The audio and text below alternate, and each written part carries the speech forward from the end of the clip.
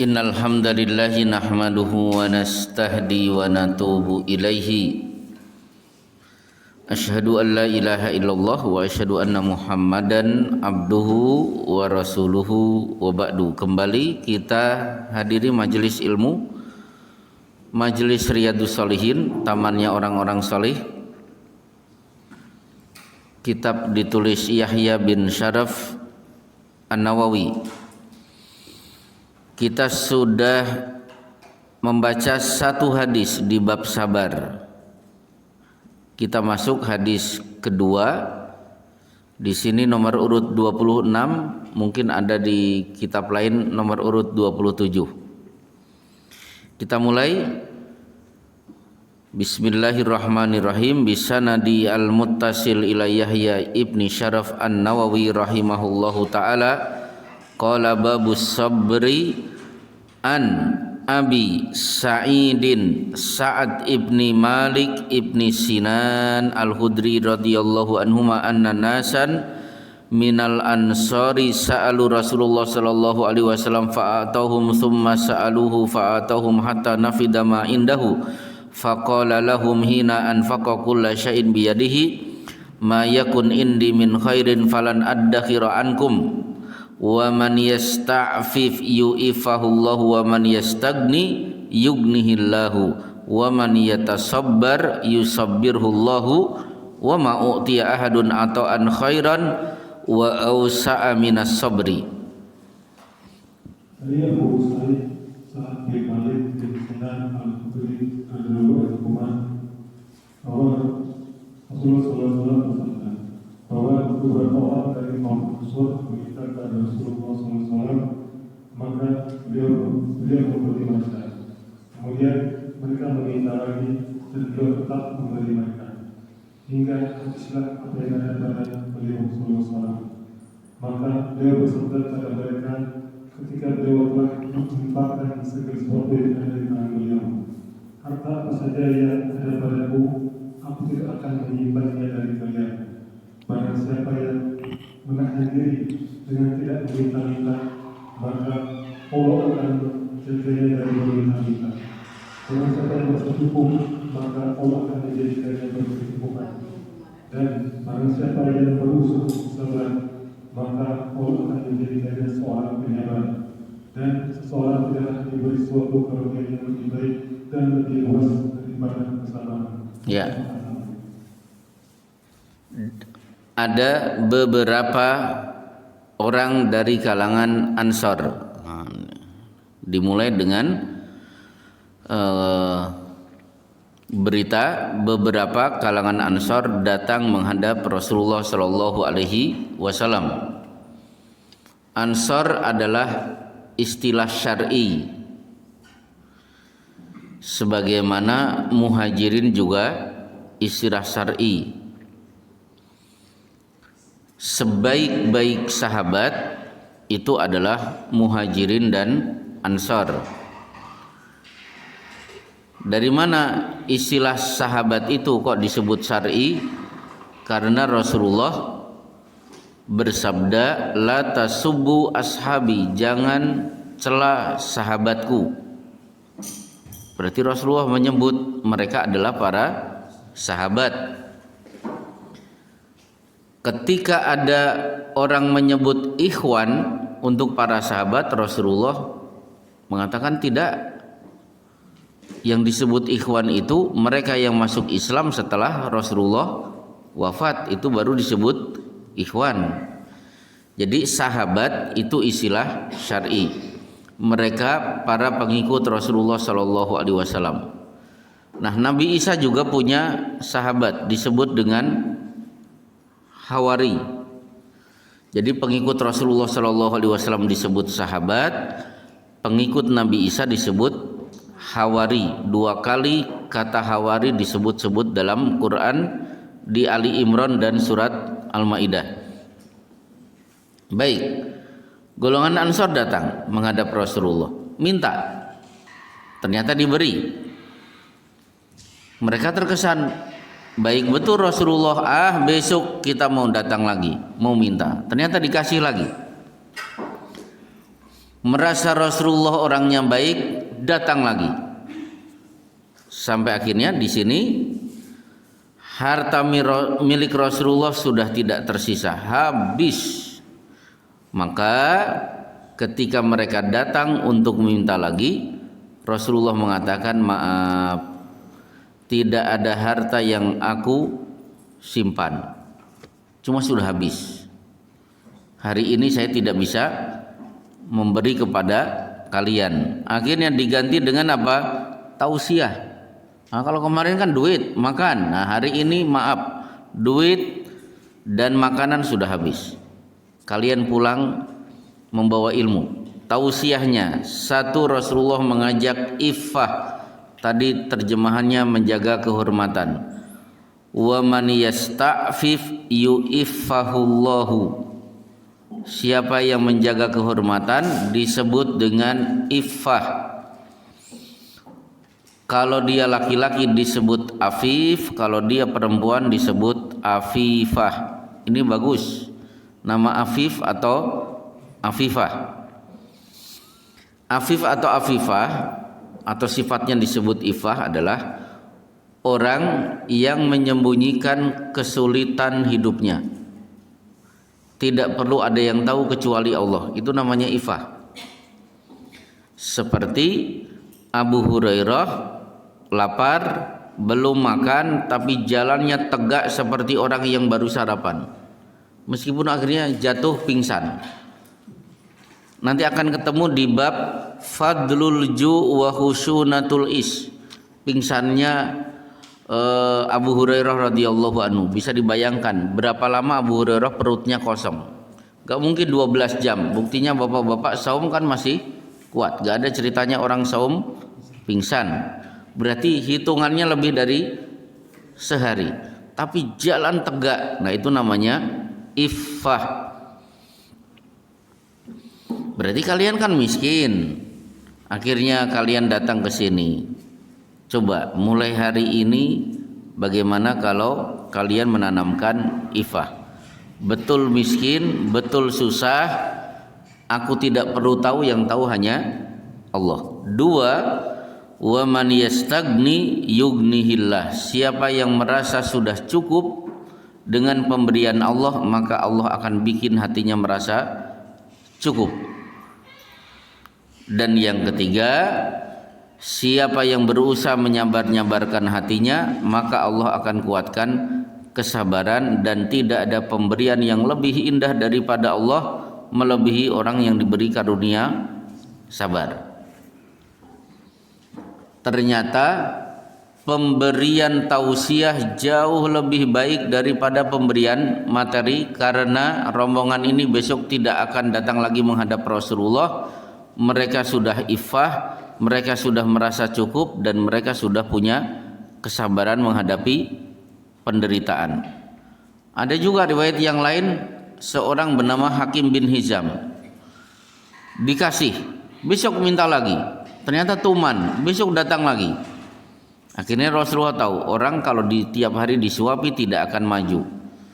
Satu kalimat yang menyentak perasaan Hakim bin Hizam ketika Rasulullah mengatakan al-yadul ulya khairun minal yadis sufla. Tangan di atas lebih baik daripada tangan di bawah. Sadarlah dia, berarti beberapa hari ini tangan saya di bawah. Rasulullah tangannya di atas. Mulai hari ini tidak ada ceritanya Hakim bin Hizam tangannya di bawah. Akhirnya dia rajin bekerja, bahkan menjadi pedagang sukses di kota Madinah, pesaing dari Abdurrahman bin Auf. Dia selalu berada di atas tangannya. Maka pemberian tausiah, ilmu, motivasi itu kadang-kadang jauh lebih baik daripada pemberian materi. Baik, selesai hadis kedua. Hadis ketiga. An Abi Yahya Suhaib ibni Sinan radhiyallahu anhu qala Rasulullah sallallahu alaihi wasallam ajaban li amril mu'mini inna amrahu kullahu lahu khairun wa laisa dzalika li ahadin illa lil mu'min in asabatu sarra syakara fakana khairan lahu wa in asabatu darra sabara fakana khairan lahu, rawahu Muslim. Dari Abu Yahya Suhaib bin Sinan radhiyallahu anhu, dia berkata, Rasulullah SAW bersabda, sungguh menakjubkan perkara seorang mukmin itu. Sungguhnya seluruh perkaranya adalah baik baginya, dan hal itu tidak dimiliki oleh siapapun kecuali seorang mukmin. Jika mendapatkan sesuatu yang menggembirakan, dia bersyukur, maka hal itu baik baginya. Dan apabila ditimpa suatu kesulitan, dia bersabar, maka hal itu pun baik baginya. Ya, menakjubkan orang beriman itu diberi nikmat bisa bersyukur dan menganggap ini khair.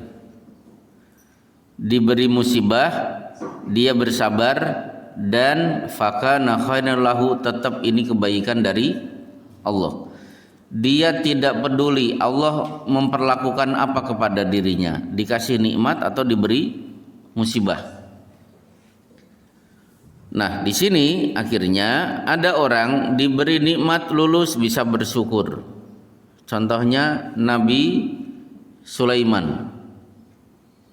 Hada liyabluwani rabbi, ini ujian dari Rabbku untuk mengetahui aashkur am akfur, kira-kira saya bisa bersyukur atau saya kufur. Ternyata Nabi Sulaiman lulus, punya kekayaan, bisa bersyukur.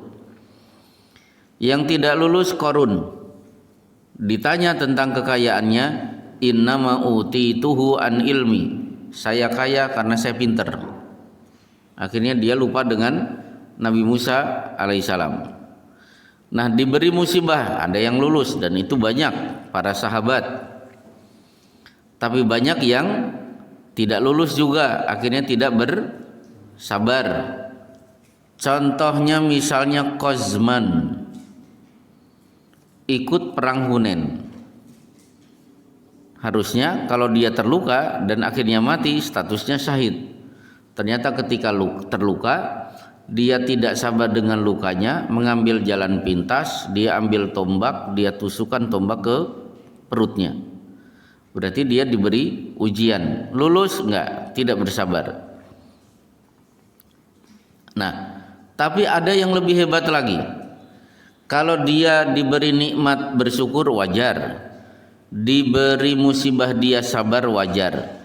Yang lebih hebat kalau dia diberi musibah ternyata bisa bersyukur. Ini tingkatan paling tinggi. Harusnya bersyukur itu kalau dia diberi nikmat. Ternyata dia diberi musibah, dia tidak mengeluarkan senjata, sabar saja, tapi dia punya senjata syukur. Kira-kira siapa? Inilah orang yang nanti di Jannatul Firdaus punya rumah bernama Baitu Alhamdu. Ada rumah namanya Alhamdu. Nanti bapak-bapak kalau sudah masuk surga, kalau ketemu rumah di depannya tertulis Alhamdu, maka ini ada di Sunan At-Tirmidzi. Ketika malaikat ditanya oleh Allah, hal qabattum samrata fuadi abdi, wahai malaikat, anak kesayangan hambaku sudah engkau cabut belum nyawanya? Oh sudah ya Allah. Mada qala abdi, yang dibaca hambaku orang tuanya mengucapkan kalimat apa? Dua, hamidaka wastarja'a. Hamidaka berarti bertahmid, alhamdulillahirabbil alamin, wastarja'a dan ucapan istirja, innalillahi wa inna ilaihi rajiun. Alhamdulillah berarti bersyukur, innalillah berarti dia sabar. Keluar senjata ini. Kenapa dia istirja, bersabar? Wajar, ini musibah. Kenapa dia bersyukur? Karena kematian anak menguntungkan si anak, menguntungkan orang tua. Sigoruhum da'ami sul jannah, anak-anak kecil nanti bangkit pada hari kiamat tetap kanak-kanak. Berbeda dengan kita nanti bangkit usia 33 tahun. Mas, yang paling belakang usia berapa? 23. Oh, kurang ya ini. Nggak bisa dibayangkan berarti. Ini yang depannya berapa? 26. Berapa, Mas? Meleset. Nggak ada yang bisa dijadikan contoh berarti. Bagus 33 beda dikit. Ah. Ya beda tipis. Jadi kita nanti bangkit di usia 33 tahun, tapi anak-anak kecil sigaruhum da'amisul jannah, anak-anak kecil tetap kanak-kanak di surga. Yatalaqqa ahaduhum abahu, dia akan cari bapak dan ibunya. Fa akhadha bi thawbihi, begitu bertemu dia akan raih baju bapaknya. Dalam riwayat yang lain sonafa saubaihi, ujung baju bapak dan ibunya dipegang erat. La yantahi, tidak akan dilepas, hatta yudkhilahullahu wa abahu al-jannah, hingga ada kepastian saya dan orang tua saya masuk ke dalam al-jannah. Berarti kematian anak di usia kanak-kanak menguntungkan si anak dan menguntungkan si orang tua. Maka dia mengucapkan alhamdulillah rabbil alamin. Maka Allah berfirman, uktub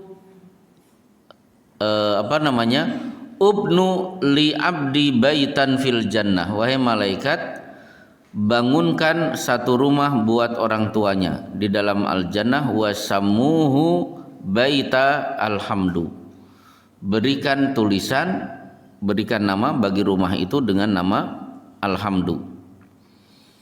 Jadi kembali ke hadis, idealnya dapat nikmat dia bersyukur, dapat musibah dia bersabar. Tapi ternyata ada orang yang dapat musibah dia bisa bersabar dan dia bisa bersyukur. Dan nanti akan ketemu hadis sabarnya Ummu Sulaim ketika menikah dengan Abu Tolhah di saat diberi ujian dengan kematian anaknya. Insya Allah nanti akan ketemu hadisnya. Baik, hadis di bawahnya. An Anasin radhiyallahu anhu qala lamma saqulan nabiyyu sallallahu alaihi wasallam ja'ala yataghashshahul karbu faqalat Fatimatu radhiyallahu anha wa karba abatah faqala laisa ala abika karbun ba'dal yaumi falamma mata qalat ya abatah ajaba rabban da'ah ya abatah jannatul firdausi ma'wah ya abatah ila jibrila nan'ah falamma dufina qalat Fatimatu radhiyallahu anha atabat anfusakum antahsu ala rasulillahi sallallahu alaihi wasallam at-turaba, rawahul Bukhari. Dari Anas radhiyallahu anhu, dia berkata, tatkala sakit Nabi SAW parah, beliau berkata sakit yang sangat, maka Fatimah radhiyallahu anha berkata, "Wahai menderitanya ayahku," maka dia pun menjawab, "Ayahmu tidak akan menderita lagi setelah hari ini." Setelah beliau telah meninggal, dia berkata, "Tuhai ayahku, dia telah memenuhi panggil roh dan memanggilnya. Tuhai ayahku, surga Firdaus tempat tinggalnya. Tuhai ayahku, pada Jibril kami menyampaikan kabar wafatnya." Maka ketika beliau telah dikebumikan, Fatimah radhiyallahu anha berkata, "Apakah diri kalian merasa tenang menimbun tanah di atas jenazah Rasulullah SAW?" Ya. Jadi ini kisah sebagian sahabat yang hadir di saat Rasulullah sedang sakit keras menuju kematian. Kan banyak. Abdullah bin Mas'ud juga pernah sempat ketika Rasulullah sedang sakit luar biasa. Di situ Abdullah bin Mas'ud bertanya, "Ya Rasulullah, innaka aku, engkau sakit ya Rasulullah?" "Na'am ana'u aku kamayu aku rajulani minkum." Benar, sakitku 2 kali lipat dibanding yang kalian alami. Ali bin Abi Thalib juga hadir. Begitu keluar dikerubuti para sahabat, "Gimana kondisi Rasulullah?" Padahal Rasulullah sudah sakit luar biasa. "Asbaha bihamdillahi barian." Pagi ini Rasulullah sudah baik. Akhirnya para sahabat tenang. Jadi begitu Pak, kalau ditanya tentang orang yang sakit gimana? Waduh, kelihatannya dalam hitungan detik, sebentar lagi. Gak usah didramatisir. Jadi Ali bin Abi Thalib menenangkan para sahabat. Asbaha bihamdillahi barian. Pagi ini beliau sudah baik. Sama dengan Ummu Sulaim, nanti hadisnya akan ketemu. Anaknya mati, sebelumnya sakit, suaminya datang, gimana anak kita? Huwa askanu min qabl. Anak kita sudah lebih tenang dari sebelumnya. Ya namanya mati kan lebih tenang daripada dia masih hidup dalam keadaan sakit. Kalau kita kan senang membesar-besarkan rasa takut. Ya, sama dengan corona kemarin kan dibikin seremnya luar biasa. Baik. Nah, salah satunya adalah Fatimah di sini. Fatimah memanggil Rasulullah dengan ya abata. Banyak di antara kita dipanggil oleh anaknya dengan abi. Tapi ada juga yang dipanggil anaknya dengan abati. Itu boleh. Seperti manggil bapaknya bukan abi tapi abati. Di Quran putri dari Nabi Syuaib, ya abati istajirhu inna khaira man istajartal qawiyul amin. Wahai bapakku, wahai abati, angkat Musa sebagai karyawan untuk bekerja karena Musa itu badannya kuat dan akhlaknya bisa dipercaya.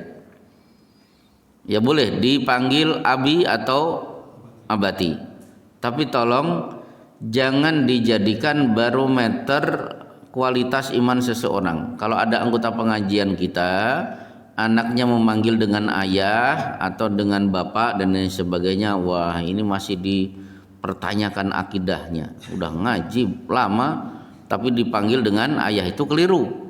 Ya nggak masalah dipanggil ayah, dipanggil bapak, apalagi papa, nggak masalah. Jangan dijadikan barometer ya, karena ada di tempat lain Pak, makanya saya tegur.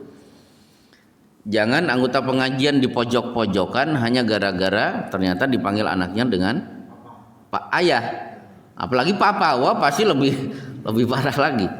Itu bukan barometer akidah seseorang, jangan diukur seperti itu. Pengennya dipanggil Abi tapi ikut kursus bahasa Arab 2 pertemuan udah nggak muncul lagi. Pengennya dipanggil pakai bahasa Arab, itu kan tidak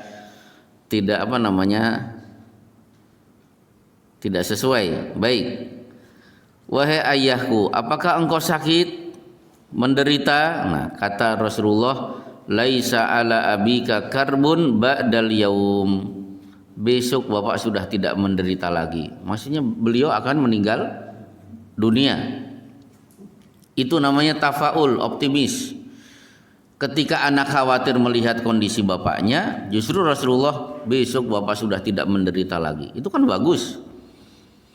Daripada mengatakan yang sesungguhnya ia memang menderita, mungkin besok bapak sudah mati. Ya, anaknya kan akhirnya pada bingung. Waalaikumsalam.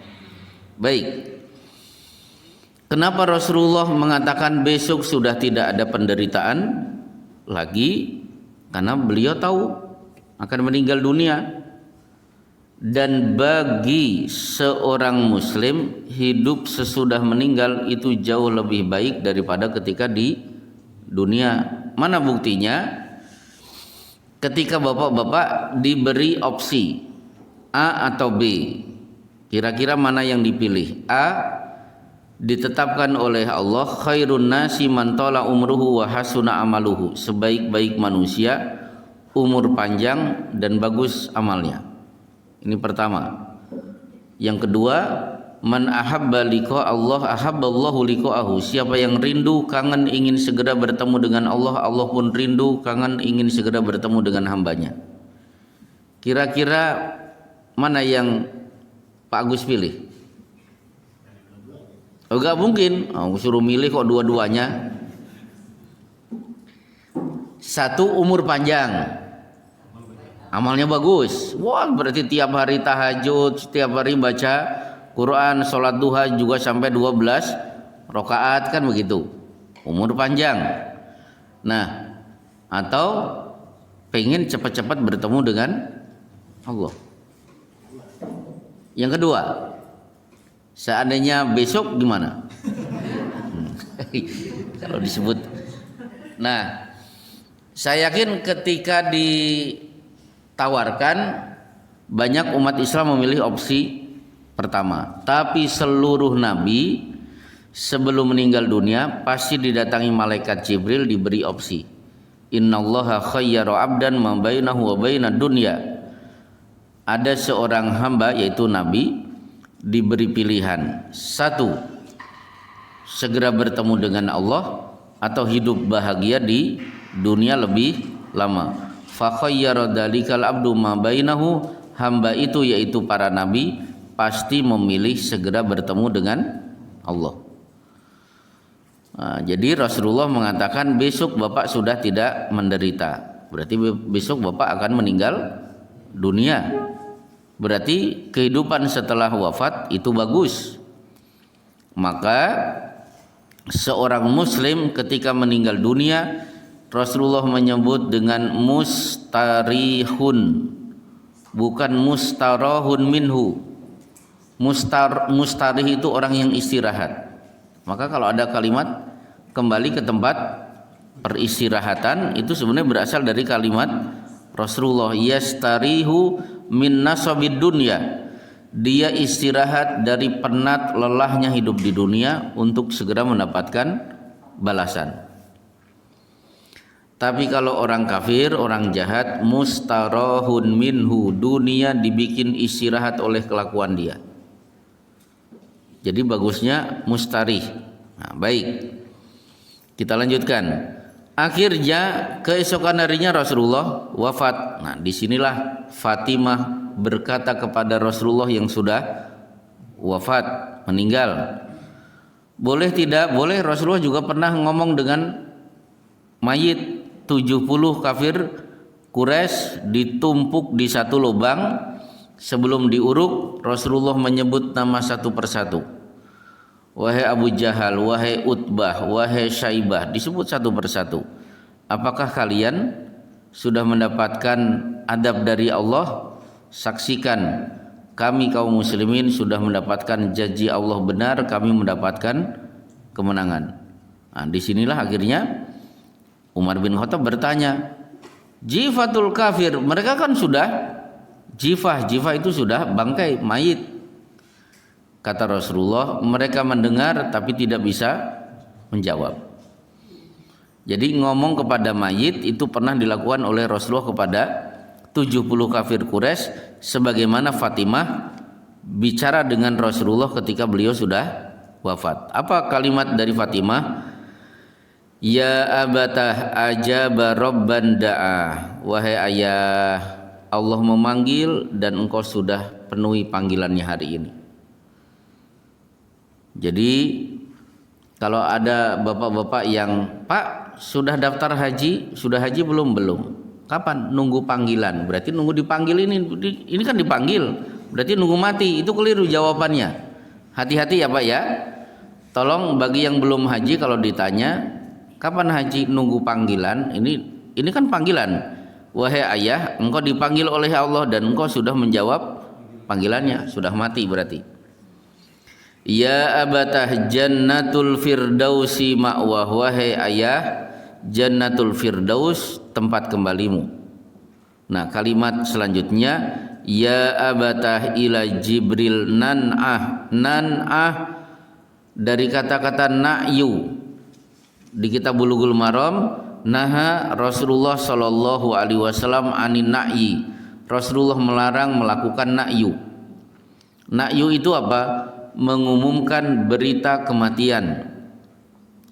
Satu hadis larangan na'yu, tapi ternyata na'a Nabiyu sallallahu alaihi wasallam an-Najasyiya yauma mata fihi. Nabi mengumumkan berita kematian Raja Najasyi. Nah, sekarang na'yu mengumumkan berita kematian, ada hadis yang melarang tapi justru Rasulullah melakukan. Maksudnya apa? Maksudnya na'yu yang dilarang adalah mengumumkan berita kematian terlalu berlebihan.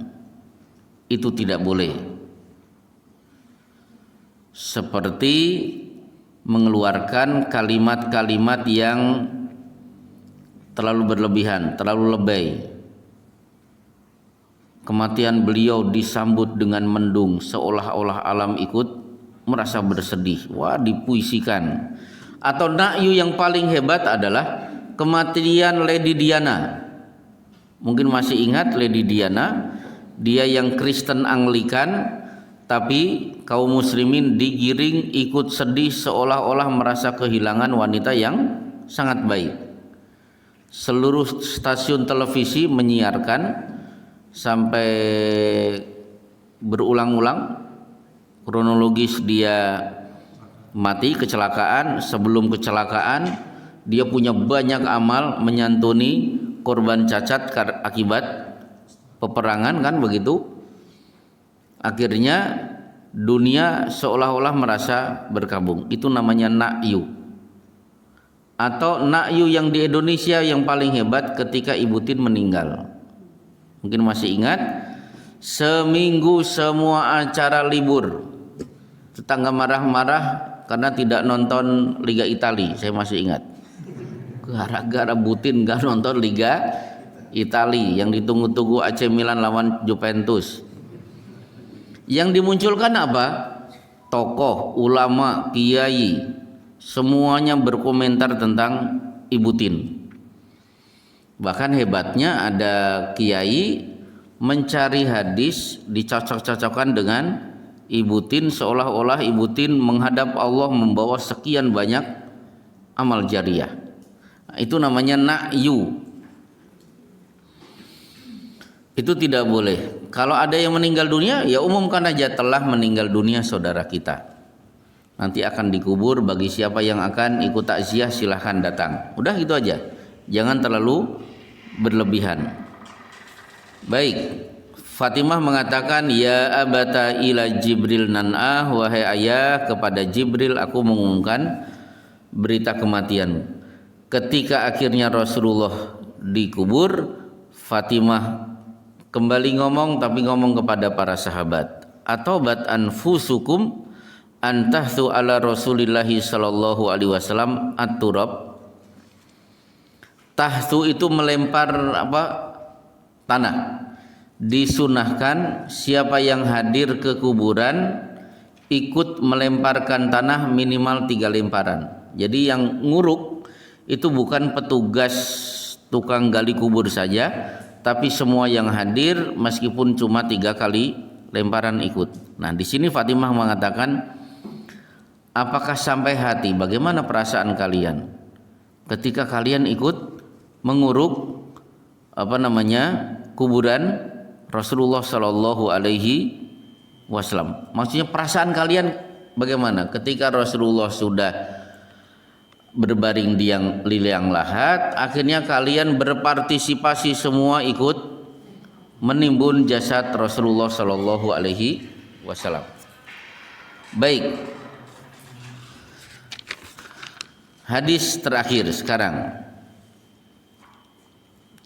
An Abi Zaid Usamata ibni Zaid ibni Harithata maula Rasulillahi sallallahu alaihi wasallam wa hibbihi wa ibni hibbihi radhiyallahu anhuma qala arsalat bintu Nabi sallallahu alaihi wasallam inna ibni qad ihtudira fa ashhadna fa arsala yukri'us salama wa yaqulu inna lillahi ma akhadha wa lahu ma a'ta wa kullu syai'in indahu bi ajalin musamma faltasbir wal tahtasib fa arsalat ilaihi tuksimu alaihi liyatiyannaha faqama wa ma'ahu Sa'du ibnu Ubadata wa Mu'adu ibnu Jabalin wa Ubay ibnu Ka'bin wa Zaid ibnu Thabitin wa rijalur radhiyallahu anhum farufiya ila Rasulillahi sallallahu alaihi wasallam as-sabiyyu fa'aqadahu fi hijrihi wa nafsuhu taqaqqa'a fafadat ainahu faqala Sa'dun ya Rasulullah ma hada faqala hadhihi rahmatun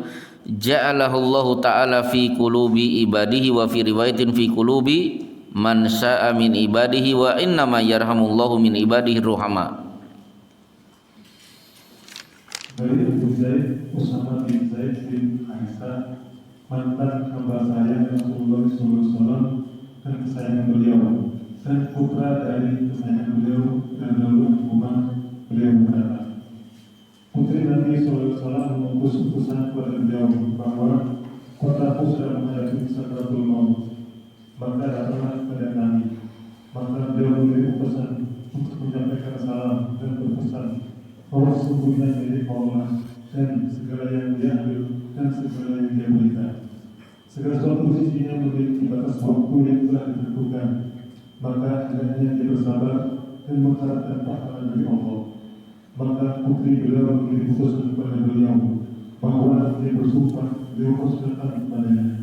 Maka beliau berada disertai oleh Sa'ad bin Ubadah, Was bin Jabal, Ubay bin Ka'ab, Zaid bin Sabit dan beberapa sahabat lainnya radhiyallahu anhum. Maka anak kecil itu diberikan kepada Rasulullah SAW. Maka dia menurunkannya di pangkuannya, sementara napas anak itu tersegar-segar. Maka kedua mata beliau berisikan air mata. Maka saat berkata, wahai Rasulullah, apa ini?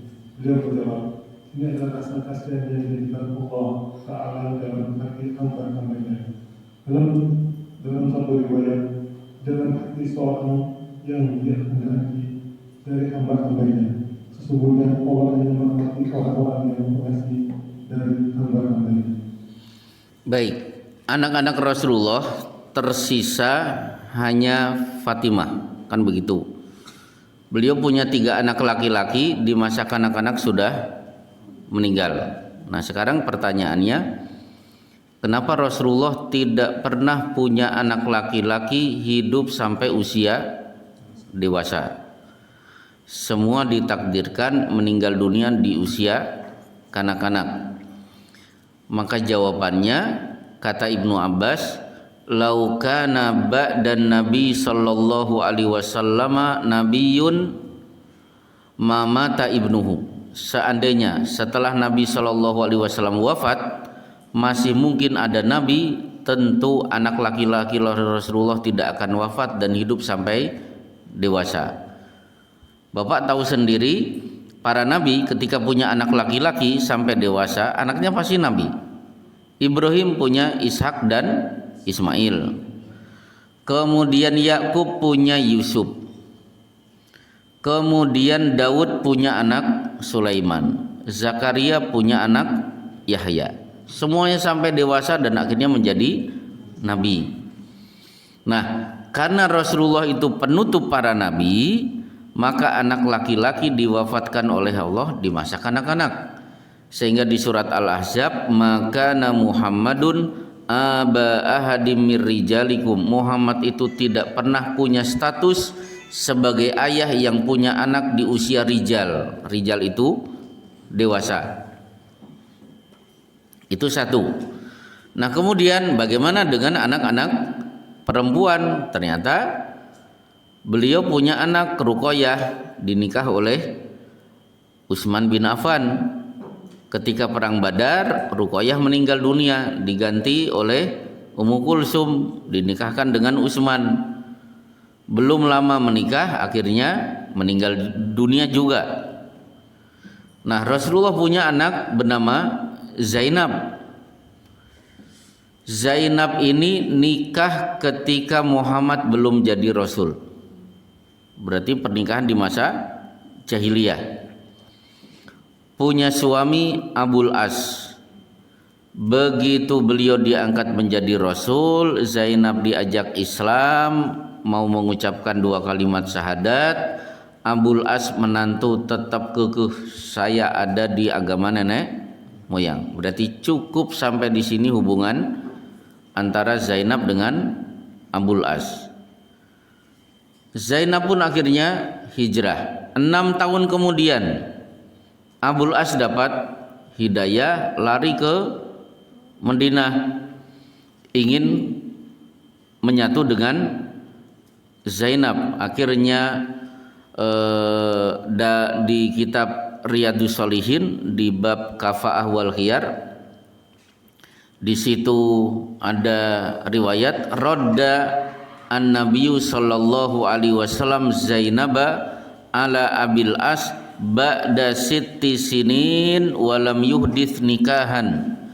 Rasulullah menyatukan kembali Zainab dengan Abul As setelah berpisah 6 tahun dan tidak ada pengulangan pernikahan. Jadi kalau ada si Elizabeth dengan Paulus, dua-duanya nikah di gereja, akhirnya si Elizabeth dapat hidayah. Cukup sampai di sini hubungan kita karena kamu tidak mau masuk Islam. Nah, suatu saat si Paulus dapat hidayah. Nah, dia masuk Islam, itu boleh bersatu dengan si Elizabeth dan tidak perlu ada pengulangan nikah. Nah, ini jawaban saya ketika 3 bulan yang lalu ada pasangan Katolik masuk Islam. Nah, sudah bersahadat. Nah, saya ditanya, pernikahan kami dulu di gereja diulangi tidak? Tidak perlu. Sebagaimana Zainab dan Abul As menikah di masa jahiliyah.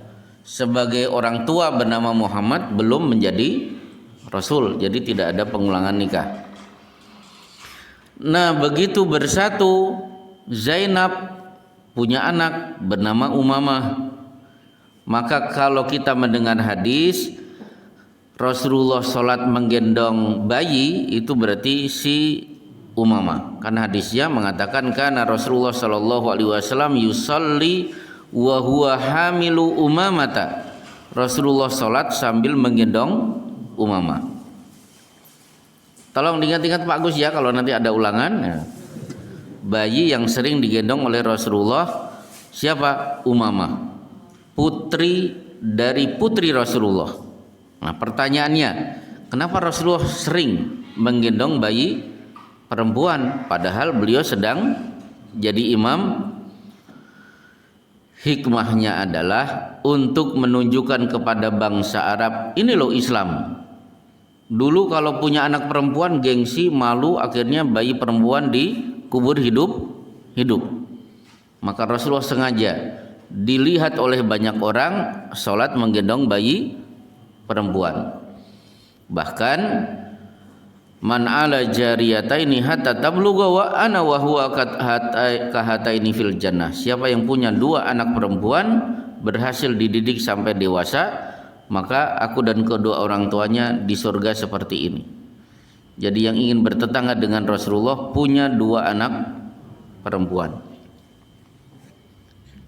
Enggak tahu Pak Gus anak perempuan berapa? Lu gimana ini? 1, kuotanya 2. Kalau ingin jadi tetangga Rasulullah.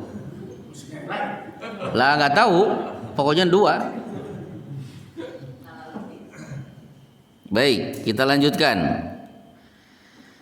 Nah ternyata si Umamah masih kecil mati juga ini hadisnya.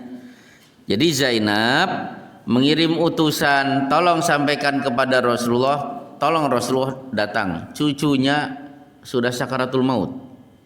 Ternyata Rasulullah menjawab, tolong sampaikan salam kepada putriku, sampaikan bahwa anak itu milik Allah dan Allah punya hak memberi dan mengambil. Segala sesuatu sudah ditentukan waktunya, bersabar dan ihtisaban. Nah, di sini nitip salam. Kalau Bapak nitip salam, salamnya diucapkan. Nitip salam ya, tapi kita tidak mengucapkan assalamualaikum. Itu bukan nitip salam namanya. Nah, bagaimana cara mengucapkan salam dengan lewat titipan? Maka Syekh Muhammad Shalih Utsaimin mengatakan berikan salam dengan domir ghaib. Siapa yang pernah belajar nahwu? Kenapa? Nah, pakai hu atau ha, betul. Itu domir ghaib. Berarti bukan saya akan bertemu dengan Pak Iwan, kemudian ada orang titip salam ya buat Pak Iwan, assalamu alaihi wa rahmatullahi wa barakatuh. Jadi begitu, bukan Tolong ya, titip salam buat Pak Iwan. Assalamualaikum, bukan assalamualaikum, tapi assalamu alaihi warahmatullahi wabarakatuh. Akhirnya saya pergi ketemu Pak Iwan. Pak Iwan, Pak Budi tadi sudah menyampaikan assalamu alaihi warahmatullahi wabarakatuh. Maka Pak Iwan menjawab wa alaika wa alaihi salam warahmatullahi wabarakatuh. Jadi yang diberi salam adalah saya sebagai pengirim yang dapat itu dan yang nitip salam tadi. Wa alaika wa alaihi salam warahmatullahi wabarakatuh. Jadi jangan titip salam ya. Mana salamnya, titipannya? Tidak diucapkan. Itu tidak disebut nitip salam. Menariknya dari titipan salam, Aisyah pernah dapat titipan salam dari malaikat Jibril sebelum naik ke langit, tolong sampaikan salam kepada Aisyah. Tapi yang lebih hebat adalah Khadijah radhiyallahu anha dapat titipan salam dari Allah dan malaikat Jibril. Baik. Nah, di sini sampaikan kepada putriku, anak itu milik Allah, Allah yang memberi dan Allah punya hak untuk mengambil. Segala sesuatu sudah ditentukan. Kalau memang hari ini meninggal dunia, ya sudah meninggal. Maka senjatanya dua. Satu, bersabar, wal tahtasib ihtisaban, mengharap pahala. Berarti mengharap pahala itu baik. Itu bagian dari ikhlas. Tidak seperti orang sufi yang punya pemahaman siapa yang beribadah masih ada harapan dibalas oleh Allah, itu tidak ikhlas. Padahal keliru. Surga itu sering disebut-sebut dengan amal. Wa tilkal jannatul lati uristumuha bima kuntum ta'malun. Itulah surga yang diwariskan buat kalian disebabkan amal soleh yang kalian perbuat. Berarti kita beramal soleh motivasinya surga, itu bagus. Jangan punya prinsip seperti perkataan, ya Allah, kalau aku masuk surga tidak dapat ridhomu, lebih baik masukkan aku ke neraka tapi engkau meridhoiku. Itu kan gak bagus. Itu kalimat orang-orang sufi, mungkin bapak dan ibu-ibu pernah dengar. Atau kalimat, ya Allah, kalau aku menunaikan sholat berharap surgamu, tutup rapat-rapat surga itu buatku. Seandainya aku menunaikan sholat takut nerakamu, maka bukakan pintu neraka lebar-lebar buat diriku. Jadi keliru kalau ada yang mengatakan takut meninggalkan sholat karena faktor neraka. Itu menurut orang-orang sufi. Berarti mereka tidak paham bainal khauf war roja wal hub, 3 rukun ibadah yang wallahu alam bisawab. Ibu-ibu masih ingat atau tidak pelajaran itu? Gimana? Al-hub, ar-roja, al-khauf. Ya udah, nanti kapan-kapan kita ulangi lagi. Nah, baik. Ternyata Zainab sampai bersumpah, demi Allah tolong Rasulullah sampaikan, suruh datang. Nah, di kitab tauhid pernah kita bahas, man sa'ala billahi fa'atuhu, siapa yang meminta menyebut nama Allah maka luluskan permintaan itu. Jadi Zainab biar Rasulullah mau datang, demi Allah tolong Rasulullah datang. Nah, karena Allah disebut, akhirnya sesibuk itu Rasulullah tetap akhirnya datang. Ya, sama seperti kita dengan menyebut nama Allah. Kami panitia pembangunan masjid menyampaikan proposal. Semoga Bapak bisa memberikan bantuan. Nah, karena dia sudah menyebut nama Allah, berikan sesuai dengan kemampuan. Akhirnya Rasulullah datang. Siapa yang ikut? Satu, Sa'ad bin Ubadah, tokoh nomor 1 di kota Madinah, tokoh Ansor, nyaris diangkat menjadi khalifah hingga akhirnya dianulir oleh Umar bin Khattab. Diingatkan khalifah harus dari Quraisy. Abu Bakar lah yang akhirnya diangkat. Tempat itu terletak di Sakifah Bani Sa'idah. Sakifah Bani Sa'idah, kalau Bapak di Masjid Nabawi itu pintu 16. Jadi Bapak keluar dari halaman pintu 16, disitulah dulu tempat Sakifah Bani Sa'idah, tempat di mana nyaris Sa'ad bin Ubadah dibaiat menjadi khalifah, memimpin umat Islam setelah Rasulullah wafat. 2, Mu'ad bin Jabal, sahabat paling paham halal dan haram, dan dakwahnya di mana-mana disukai karena fisiknya saja sudah menyenangkan. Barrakusunaya. Jadi daya tarik dia selain ilmu adalah barrakusunaya. Wajahnya selalu menebar senyum. Jadi tidak senyum saja wajahnya senyum. Contohnya siapa, Pak? Wah, aduh. Ya udah. Iya. Jadi tidak senyum tada. Ya seperti Pak Anies Baswedan lah. Ya nggak usah jauh-jauh. Beliau itu nggak senyum aja kelihatan senyum. Baik. Dan Mu'ad bin Jabal meninggal karena penyakit taun. Wabah taun, wabah yang sangat mengerikan. Jadi kalau sudah terkena taun sudah pasti mati. Tingkat penularannya luar biasa. 25.000 mati di daerah Amwas, sehingga disebut dengan taum Amwas pada masa Umar bin Khattab. Mu'ad bin Jabal. Kemudian Ubay bin Ka'ab. Standar bacaan Quran itu salah satunya pintunya ada di Ubay bin Ka'ab. Jadi kalau Bapak ingin baca Qurannya persis seperti Rasulullah yang diajarkan oleh Jibril, belajarnya kepada Ubay bin Ka'ab. Kemudian Zaid bin Sabit, penulis, sekretaris yang akhirnya menulis Quran pada masa Umar bin Khattab. Akhirnya sampai di rumah putrinya, si bayi dipangku, ternyata napasnya sudah tersengal-sengal menuju sakaratul maut. Disitulah Rasulullah meneteskan air mata. Nah di sini para sahabat bertanya, mahada, maksudnya, loh ya Rasulullah katanya nangis nggak boleh, karena nangis itu kan nggak boleh. Nah, akhirnya Rasulullah mengatakan, ini bukan tangisan yang kemarin yang aku sebut dengan niyahah, tangisan berlebihan. Tangisan ini tanda sayang seorang hamba kepada hamba yang lain. Kan wajar cucunya akan meninggal dunia, kakeknya meneteskan air mata. Tetesan air mata sebagai ungkapan kesedihan yang wajar, hukumnya boleh. Justru keliru kalau ada yang meninggal dunia dia tidak memperlihatkan rasa sedih. Seperti istri meninggal dunia malah suami senyum, itu nggak bagus. Perlihatkan kesedihan. Insya Allah cukup. Ada pertanyaan saya persilahkan. Berarti bulan depan ini hadis agak panjang. Silakan, materi bebas. Ya.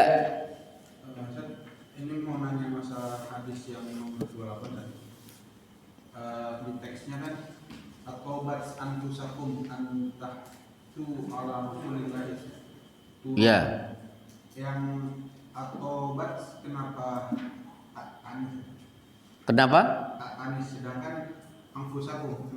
Nah, itu anfusakum itu pasti itu muannas. Maka atobat. Nafsun itu muannas.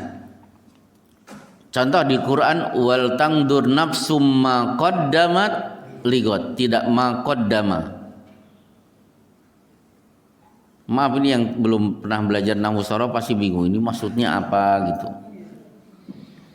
Jadi ngerti bahasa Arab tidak lewat terjemahan, tapi paham dari kaidah nahwu sorof itu jauh lebih baik. Karena orang ngerti terjemahan tok, tidak ngerti bahasa Arab, pasti pemahamannya beda. Contoh begini, ada yang bertanya, innakum wa ma ta'buduna min dunillahi hasabu jahanam. Kamu dan apa yang kamu sembah nanti sama-sama dimasukkan ke dalam neraka jahanam. Loh, berarti kaum Nasrani dan Nabi Isa dilempar ke neraka jahanam. Kan kamu dan apa yang kamu sembah. Jadi nanti Abu Jahal masuk neraka berserta apa? Beserta patung Lata, Uzza, Manat. Nah, kira-kira Nabi Isa itu akan dimasukkan ke neraka tidak beserta kaum Nasrani karena Nabi Isa dituhankan? Maka jawabannya, oh tidak, karena innakum wa ma ta'buduna, ma bukan man, ma itu benda. Berarti terjemahan yang pas, kamu dan benda-benda yang dulu kamu sembah. Berarti Nabi Isa tidak. Imam Syafi'i yang kuburannya sering diambil berkahnya, Syekh Abdul Qadir Jailani, Syekh Ahmad Al-Badawi tidak akan masuk neraka jahanam. Baik, ada yang lain. Seperti proses digirinya orang kafir ke neraka dan digirinya orang beriman ke surga kan beda kalimatnya. Wasiqal ladina kafaru ila jahannama zumara. Sementara orang beriman wasiqal ladina taqau ilal jannati zumara. Orang kafir digiring menuju neraka berbondong-bondong, orang beriman, orang bertakwa menuju surga juga berbondong-bondong. Loh, bedanya hatta idza ja'uha, ketika berada di depan pintu. Kalau orang kafir futihat abwabuha, pintunya dibuka. Kalau orang beriman wa futihat abwabuha, pakai waw. Loh, apa bedanya ini futihat kalau orang beriman wa futihat? Bedanya orang beriman ketika digiring masuk surga, pintu surga sudah dibuka, wa futihat, dalam kondisi sudah terbuka. Kalau futihat itu sifatnya ujuk-ujuk. Apa nama ujuk-ujuk? Tiba-tiba. Apa tadi ada yang jawab di belakang apa? Kira-kira. Ujuk-ujuk kok kira-kira? Tiba-tiba, Bu. Kalau orang Jawa ujuk-ujuk sepur kan begitu. Betul ya Bu ya, ujuk-ujuk sepur. Iya. Ya tiba-tiba. Jadi ketika digiring menuju neraka, pintu neraka tertutup. Begitu di depan dibuka mendadak. Itu kan langsung shock. Nah, kita digiring ke surga, udah senang dari jauh, pintu surga sudah terbuka, wanginya sudah Masya Allah, indahnya sudah terlihat, itu kan senang. Tapi kalau orang kafir tidak, bingung ini neraka bagaimana, begitu di depan dibuka mendadak. Gara-gara ini wa futihat, ini futihat, itu hanya bisa diketahui orang yang pernah belajar nahwu dan shorof. Nah, bagaimana dengan bapak-bapak? Udah itu buat para ustadz saja. Karena bapak-bapak yang belajar nahwu shorof, yang kursus-kursus itu rata-rata begitu. Kursus bahasa Arab, pengajarnya lulusan Al-Azhar, lulusan Jamiah Islamiyah Madinah, yang daftar 100 orang, hari pertama 70 yang hadir. Berjalan 2 bulan tinggal 5 orang. Akhir tahun ustadznya sendiri. Pasti begitu. Makanya ya nggak usah lah belajar nahwu dan shorof. Ya karena itu ilmu anak pesantren yang diajari 24 jam. Tiap hari nahwu dan shorof adalah makanannya. Sementara orang luar kan datang seminggu sekali. Itu pun kadang-kadang terlambat. Itu pun iya fahimna, padahal belum paham, tapi terpaksa aja ikut-ikutan. Fahimna, kami sudah paham. Satu penanya terakhir. Ustaz, Ya. antara sabar dengan ikhlas itu Apa ya? sabar dengan ikhlas. Sabar dengan ikhlas itu bisa sama, bisa berbeda. Orang sabar pasti ikhlas. Nah, sekarang orang ikhlas mungkin tidak dia tidak bersabar. Jadi gini, karena sabar ini pembahasannya luas, kitab yang sangat bagus membahas sabar itu Uddatus Shabirin, tulisan Ibnul Qayyim Al-Jauziyah. Di sana ada pembahasan sabar yang haram, sabar yang makruh, ada sabar yang mubah dan lain sebagainya. Jadi orang yang tidak sabar kadang-kadang tetap dianggap ikhlas. Contoh, saya beri contoh. Ada sabar yang wajib, berarti sabar ketika diberi ujian, itu hukumnya wajib. Ada sabar yang hukumnya haram. Diberi ujian, tidak ada makanan, tiba-tiba di depan ada roti tapi mengandung babi. Kalau tidak makan dia akan mati.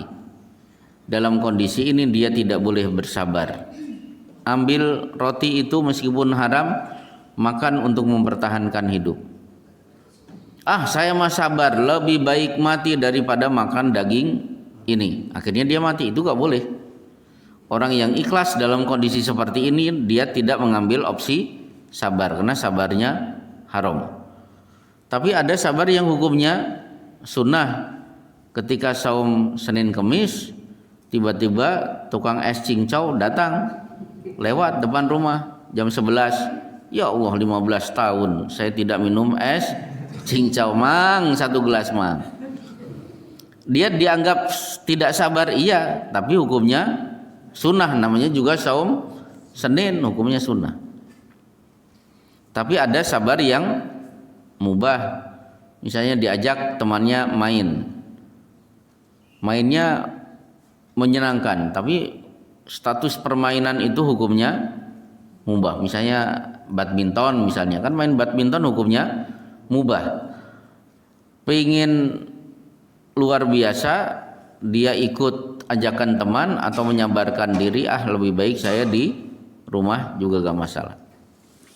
Baik, cukup insyaallah. Inilah kajian kita pada hari ini. Wassallallahu ala Muhammad wa ala alihi washabbihi wasallim. Subhanaka Allahumma bihamdika asyhadu an la ilaha illa anta astaghfiruka wa atubu ilaik.